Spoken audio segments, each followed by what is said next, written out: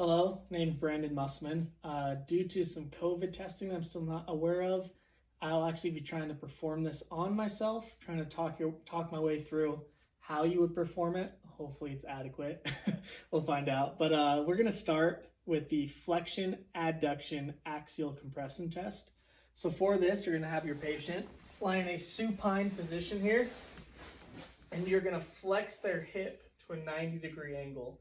From here, as the practitioner, you would force their hip into an adduction position, so bring it in this way here, and then create an axial load on it.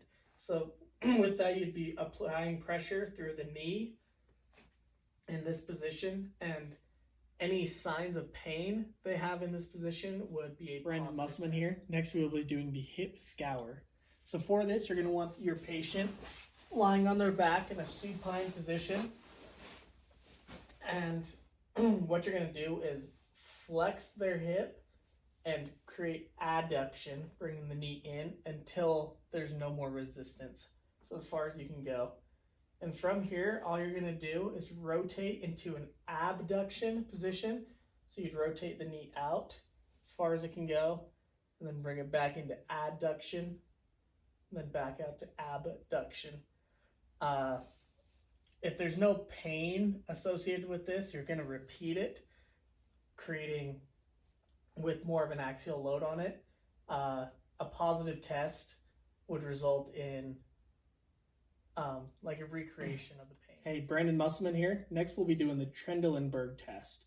So for this one, you're going to have your patient stand about shoulder width apart, with their feet shoulder width apart. And all you're going to have them do is lift their contralateral leg 2 to 3 inches off the ground here. So if they can do this and maintain a neutral pelvis, it is a negative test. If they come up and they have to lean to one side and they're trying to help gravity help them and they're wobbling around, it would be a positive. Next, we'll be performing the femoral nerve traction test. So for this test, let's say your patient is having issues on the left side of their limb here, or their left limb. You're going to have them lay on their right side, hips slightly flexed here, back straight, head slightly flexed. And as the practitioner, what you're going to do is you're going to pick up their affected limb, extend it, and then pull it back to about a 15-degree angle. From here, you're actually going to have them flex the knee, creating more pressure on that femoral nerve.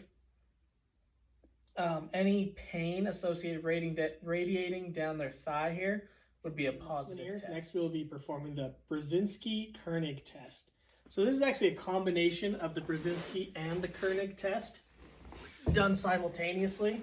So for this, you're going to want your patient lying in a supine position, hands cupped behind their head here, and you're going to have them flex their head while simultaneously raising their leg. Okay, this bed's a little short.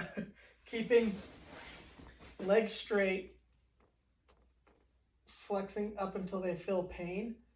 Any pain associated with either of these movements would be a positive test for meningeal Brandon Mussman here. Next, we'll be doing the Valsalva test, which is very similar to the Valsalva maneuver that a lot of lifters use.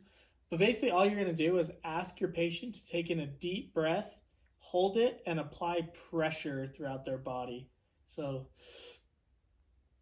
any pain associated with that would be performing the Stork test. So for this test, all you're going to have your patient do is stand on one leg and flex their lower back. And then they're going to stand on the opposite leg and do it as well. Any pain associated with this test, any pain associated with this movement would be a positive test. If it is a unilateral pain, then on the ipsilateral leg, it should actually hurt more. Here. Next, I'll be attempting to perform the Hoover test. So for this test, you're going to want your patient lying in a supine position on their back, legs straight, and they will actually have their calcaneus resting in the palms of your hands. So envision my hands under both of these here. All you're going to do is ask your patient to lift one leg and then the other. while setting him back into your hands. You'll notice a lack of pressure coming from the other leg if they're not actually trying to lift their leg, but an inability to do so would result in a Next, we'll be performing the brachial plexus test. So for this test, you're going to want your patient just seated at the edge of the table, and as the practitioner, you would be behind them, and all you're going to do is apply pressure to the brachial plexus right through here using your thumb and forefingers. Any pain radiating through the shoulder or that limb would result in Musselman here. Next, we'll be performing the Adson's test. So for this test, you're just going to want your patient sitting at the edge of the table. The practitioner is going to be sitting here or standing here, kind of off to the side and behind him. And all he's going to do is he's going to find the radial pulse within the patient right here through their wrist. Once he has that found, he's going to instruct the patient to rotate his head to that shoulder. And now the instructor will laterally rotate the shoulder back. From this position, he's going to instruct the patient to take a deep breath and hold it.